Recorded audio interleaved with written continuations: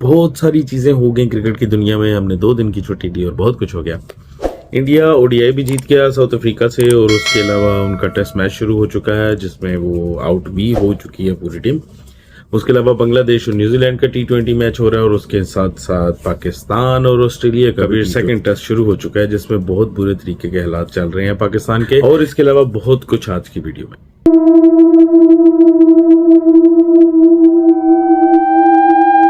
अस्सलाम वालेकुम, नमस्ते, सत श्री अकाल। कैसे हैं आप सब? उम्मीद करता हूं कि सब खैरियत से होंगे।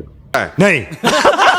साउथ अफ्रीका इंडिया पहले ओडीआई खेले और इंडिया 2-1 से अपना ओडीआई जीत गया। बहुत अच्छी परफॉर्मेंस रही, बहुत अच्छा मैच देखने को मिले, बहुत अच्छी बॉलिंग देखने को मिली, बैटिंग हुई, और अब उनका टेस्ट शुरू हो चुका है।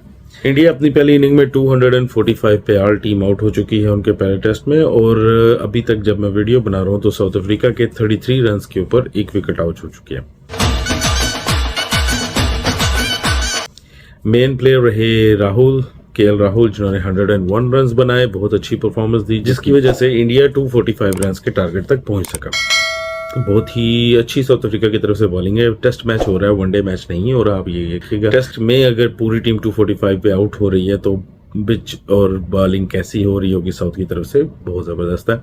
अब बॉलिंग करेंगे इंडिया वाले और बैटिंग करेगा साउथ अफ्रीका, और अब देखने ये है कि जिस तरह पिच ने इंडिया के खिलाफ साउथ अफ्रीका को सपोर्ट किया, उसी तरह वो इंडिया के बॉलर्स को सपोर्ट करती है या नहीं। तू समझा? हाँ। नहीं, तू समझा नहीं। अभी तक 1 आउट हो चुका है 10 ओवर्स में, तो आई होप देखने को अच्छा मैच मिलेगा। बहुत अच्छी परफॉर्मेंस रही। बहुत ही क्लाउडी वेदर है, वहां का एटमॉस्फेयर डिफरेंट ही है टोटली। बहुत अच्छे बॉलर्स भी इंडिया साथ लेकर गया है। ज्यादातर बैट्समैन नहीं चल सके, बहुत प्रॉब्लम रही। रोहित भी नहीं चल सके। कोहली के भी ऑलमोस्ट 3 कैचेस ड्रॉप हुए कोहली के, और उसके बाद भी वो 48 रन पर आउट हो गए। गिल्ली मेरा भाई वो भी नहीं चल सका। पिछले दिनों पूरे इंडिया ने शोर डाला हुआ था कि यार वो पहले नंबर पे था, नीचे कैसे आ गया, 20 पॉइंट्स कैसे हो गए, ये हो गया वो हो गया। तो भाई यहाँ जरूर मेंशन करूंगा कि अगर एक बंदा सिर्फ अपनी ही पिचेस पे, अपने ही ग्राउंड में, अपने ही एटमॉस्फेयर में सिर्फ खेल सकता है, वो आईसीसी की रैंकिंग या किसी भी रैंकिंग हो, खैर रैंकिंग की तो जहां तक बात की जाए तो इंडिया के सारे चैनल मशहूर है इस चीज के लिए कि जब पाकिस्तानी या कोई और बंदा टॉप रैंकिंग में होता है तो आप लोगों का एक ही बयान होता है कि रैंकिंग डजंट मैटर जी, हम इस रैंकिंग को मानते नहीं, लेकिन जब अपने आते हैं तो सबसे ज्यादा आप लोग ही शोर करते हैं, सबसे ज्यादा खुशी ही आप लोग मनाते हैं। एहे, रहा नहीं जाता, तड़प ही ऐसी है ना। मनानी भी चाहिए। एज ए क्रिकेटर हम सबको शौक है अपने कंट्री को प्रमोट करने का, जरूर करनी चाहिए, बहुत अच्छी बात है। खैर गिली परफॉर्म नहीं कर सके, बाकी टीम के बंदे भी परफॉर्म नहीं कर सके। कोहली भी 48 पर आउट हुए, सिर्फ केएल राहुल चले जिन्होंने 101 रन बनाए। अब देखना यह है कि साउथ अफ्रीका क्या करता है।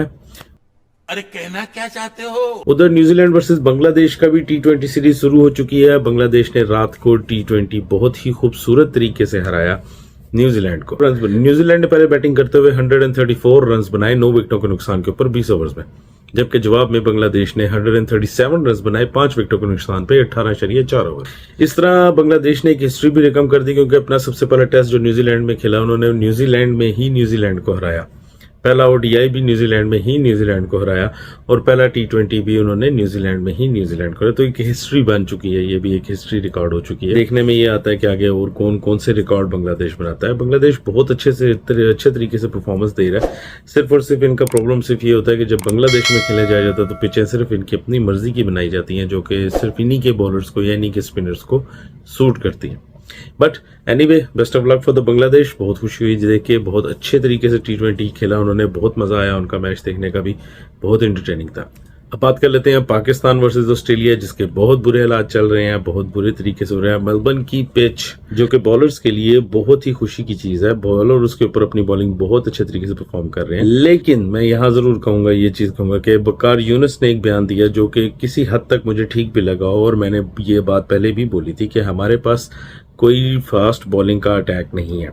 देखें, इंग्लैंड हो गया, साउथ अफ्रीका हो गया या ऑस्ट्रेलिया हो गया, यहाँ की पिचें फास्ट बॉलर्स के लिए होती हैं, उनकी सीम होती है, उनको पेस मिलती है। यहाँ पे ही वकार यूनुस, वसीम अकरम, शोएब अख्तर, इन लोगों ने अपने नाम बनाए, और अभी हमारी टीम को भी बनाना है, और हमारी टीम के न्यू बॉलर्स को भी बनाना है। लेकिन प्रॉब्लम ये आ चुकी है कि हम लोग ना तो स्पिनर लेके गए हैं, एक ही हमारे पास स्पिनर थे, सुना था वो आ रहे थे, नौमा टीम में आए हैं, नोमान नाम है, और उनके अपेंडिक्स का प्रॉब्लम शुरू हो गया। तो वो अब हॉस्पिटल में लेटे हैं अपेंडिक्स का ऑपरेशन करवा के। जहां तक रहे बाकी, हसन अली को इस टेस्ट मैच में डाला गया। हसन अली ने बाकी बॉलर्स के मुकाबले में बहुत अच्छी बॉलिंग की। उन्होंने 2 विकेटें ली, 23.5 ओवर्स कराए उन्होंने। वहीं पे हमारे स्पिनर बहुत अच्छे रहे। जमाल बहुत अच्छी बॉलिंग की, बहुत अच्छी परफॉर्मेंस रही उसकी। उनके 3 विकेटें ली उन्होंने 19 ओवर के अंदर।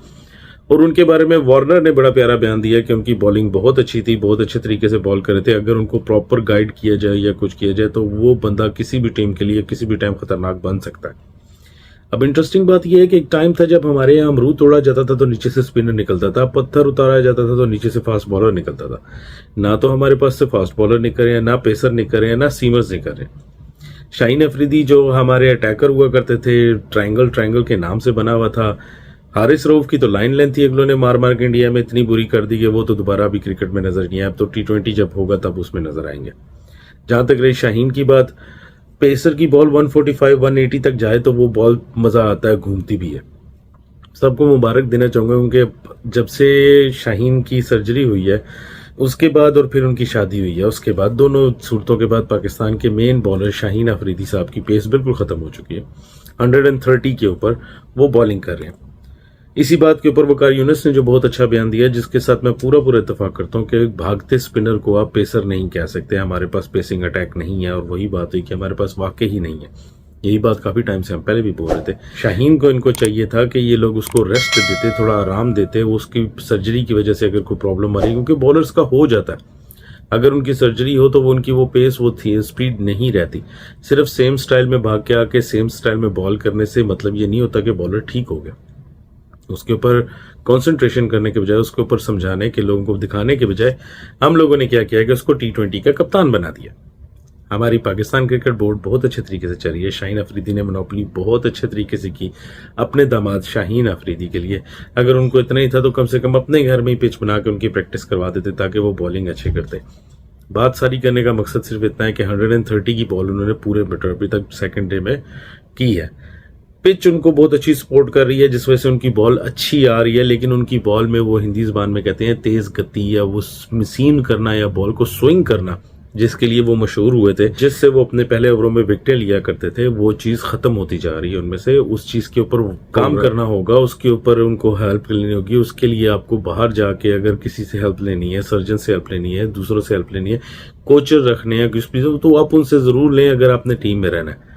दामाद को ससुर सारी जिंदगी नहीं चला सकता, क्रिकेट बोर्ड सारी जिंदगी नहीं आपको सपोर्ट करने लगा अगर आप परफॉर्मेंस नहीं देंगे तो। क्योंकि अभी तो बुरा हाल ये है कि हमारे पास से नया बॉलर भी कोई नहीं आ रहा। एक चीज था कि पाकिस्तान का नाम मशहूर था फास्ट बॉलिंग के लिहाज से, लेकिन मेलबर्न के मौसम का एटमॉस्फेयर को देखते हुए इन लोगों को किस बेवकूफ ने कहा था कि आप पहले बॉलिंग करो जब बैटिंग आपकी नहीं चल रही थी।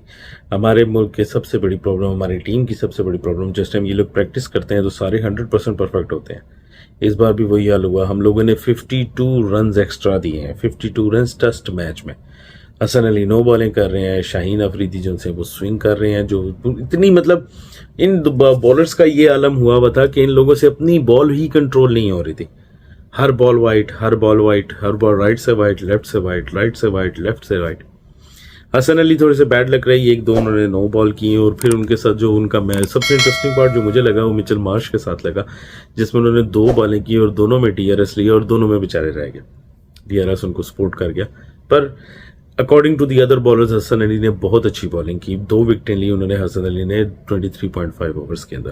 खैर, पाकिस्तान ने टॉस जीता, टॉस जीत के बॉलिंग शुरू की और वे 3 आउट हो चुके थे 181 के ऊपर। लेकिन फिर उसके बाद पता नहीं क्या हुआ कि हम लोग 96.5 ओवर तक गए और हमने ऑस्ट्रेलिया को फिर से 318 का टारगेट सेट करने का मौका दे दिया। अब प्रॉब्लम यह है कि पिच ऐसी है, अगर ऑस्ट्रेलिया के बैट्समैन नहीं चल सके तो हमारा तो सवाल ही पैदा नहीं होता। और वही बात हुई है कि अभी तक हमारे 6 खिलाड़ी आउट हो चुके हैं 194 रन के ऊपर और अभी 55 ओवर हुए हैं। हमारी बैटिंग देख लें, इमाम साहब 10 स्कोर, बाबर साहब 7 स्कोर, शकील साहब 9 स्कोर, आगा साहब 5 स्कोर, खाली अब्दुल्ला शफीक ने 62 रन मारे। बहुत अच्छी बैटिंग गई उन्होंने, 50 रन तक गए। और उनके साथ शान मसूद जिन्होंने 54 रन बनाए। और हमारी टीम अभी तक 196 तक पहुंच सकी। यानी तो मेरा तो ख्याल है अगर ये 2 बैट्समैन भी नहीं चलते तो हम लोग 100 भी क्रॉस नहीं करने वाले थे।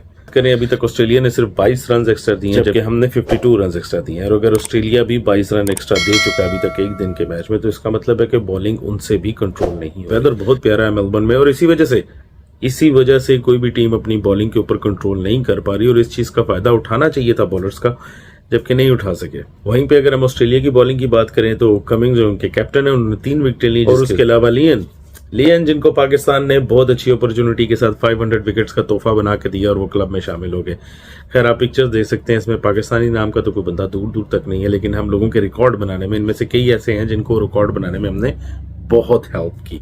इन्होंने भी 2 विकेटें ले ली, 13 ओवर्स कराए। कमिंग ने 3 विकेटें ली 14 ओवर्स के अंदर अंदर और 1 विकेट ले ली उन्हें हैजलवुड ने। पाकिस्तान एज यूजुअल जब आपके 181 के ऊपर 3 विकेटें गिर चुकी थी तो आपका काम था कि वहां पे अपने आप को कंट्रोल करना, लेकिन उसमें क्या बोलेंगे, पाकिस्तान ने 5 कैचेस ड्रॉप किए, 5 कैचेस ड्रॉप करें। Catches one the matches. अगर आप कैचेस नहीं पकड़ेंगे तो टीम आपकी कहां से चलेगी, बॉलर आपको कितनी सपोर्ट करेगा। आगे हमारे बॉलर जो हैं वो चल नहीं पा रहे, अगर उसके बावजूद ऊपर से जो बोनस के तौर पर अगर उन्हें विकेट मिल ही जाती है गलती से, तो वो भी कैचेस अगर आप ड्रॉप करेंगे तो आप खुद बताएं कि आगे बॉलर का मोराल क्या जाएगा। अगली बार फिर मिलते हैं आपसे एक नई वीडियो के साथ, एक नए प्रोग्राम के साथ, एक नए मैसेजेस के साथ। तब तक अपना बहुत सारा ख्याल रखिएगा। अल्लाह हाफिज। को शेट ठोक दीजिए महाकाल का, ठोक लीजिए 5000 लौटे।